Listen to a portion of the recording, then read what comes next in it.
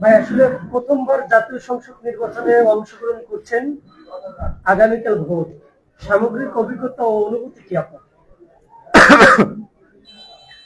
প্রথমেই যারা এই মুহূর্তে আমাদের কথা শুনছেন কিংবা পরবর্তীতে শুনবেন তাদেরকে শুভেচ্ছা জানাই।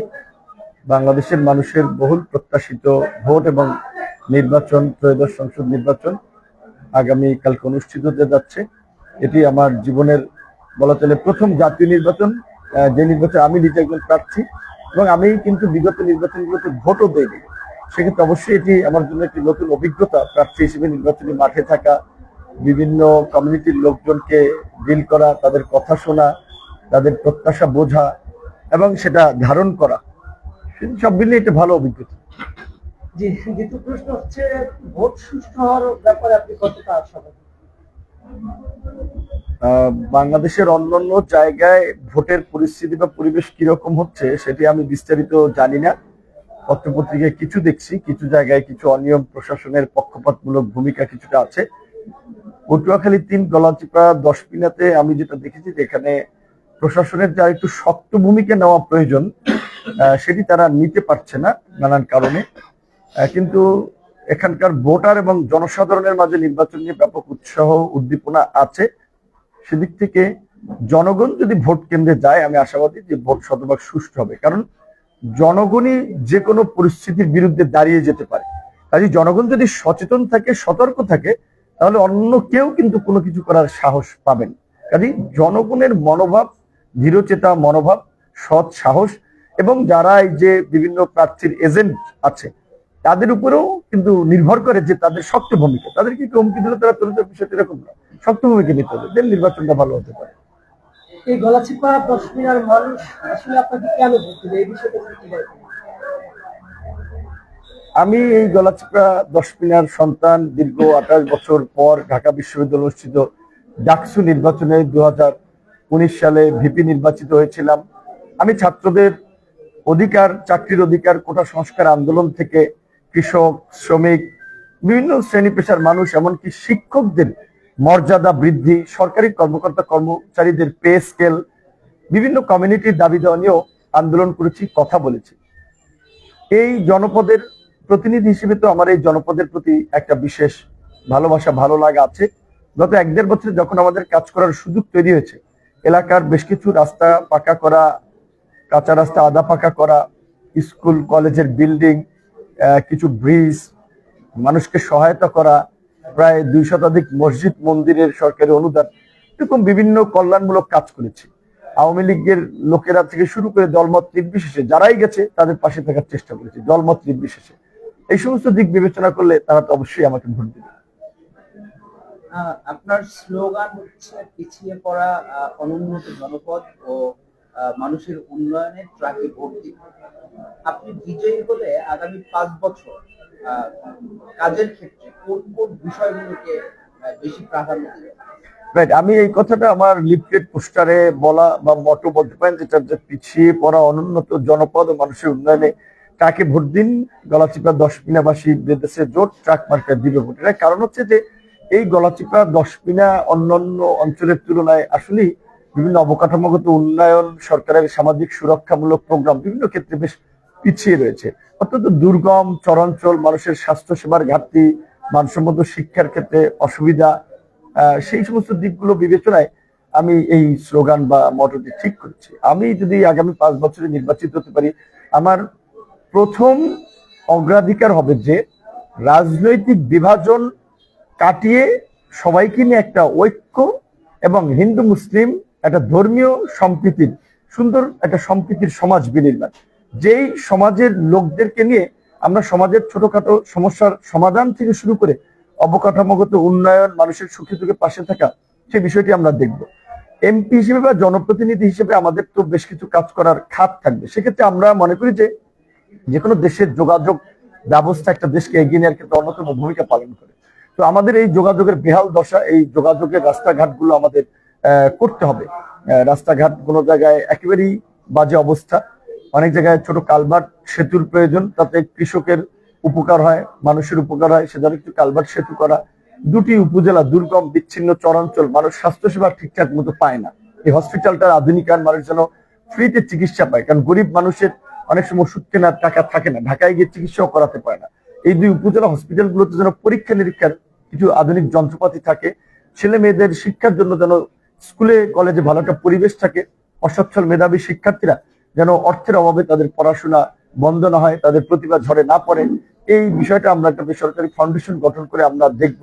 এবং অসহায় দরিদ্র মানুষের চাকরির কর্মসংস্থান থেকে শুরু করে তাদেরকে আর্থিক সহায়তা, বিভিন্ন সাপোর্ট দেওয়া, এটাও আমরা করব। এই কাজগুলোকে অগ্রাধিকার দিয়ে আমরা আগামী 5 বছর আমাদের একটা রোড ম্যাপ সেট করে এই গলাচিপা 10 মিনাকে আমরা বাংলাদেশের মধ্যে একটা রোল মডেল করতে চাই।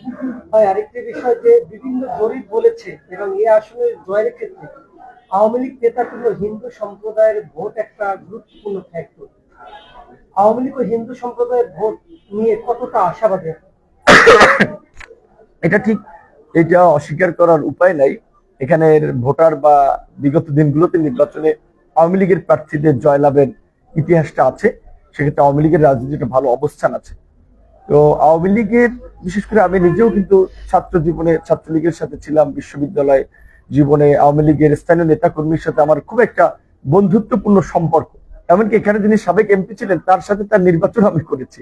ছাত্রলীগ, যুবলীগ, আওয়ামী লীগের নেতা কর্মীদের সাথে যেমন সম্পর্ক, আবার বিরোধী দলের সাথে সম্পৃক্ত থাকায় তাদের সাথেও কিন্তু একটা মহরম দহরম সম্পর্ক। বলা চলে এখানে একমাত্র আমি আওয়ামী লীগ, বিএনপি সকলের কাছে একটা আস্থা বিশ্বাসের জায়গায় আছি।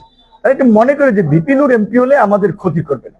তো এই জায়গা থেকে গত 5ই আগস্টের পরেরও যদি চিত্রগুলো দেখেন, সেখানে আওয়ামী লীগের নেতা কর্মীদের নাম বিভিন্ন ইউনিয়নে মামলা হয়েছে, তাদের অনেক ইউনিয়ন পরিষদের চেয়ারম্যান ছিলেন, তাদেরকে এলাকা ছাড়া করেছে, কিংবা নামে মাত্র তাদেরকে চেয়ারম্যান রেখে দেখা যায় ওই এখন যিনি স্বতন্ত্র প্রার্থী বিএনপি থেকে তার সাথে থাকা লোকজনই চেয়ারম্যানদেরকে জিম্মি করেছে, মেম্বারদেরকে জিম্মি করেছে, তাদের কাছ থেকে টাকা নিয়েছে, চাল ডাল নিজের মতো ভাগ করে নিয়েছে।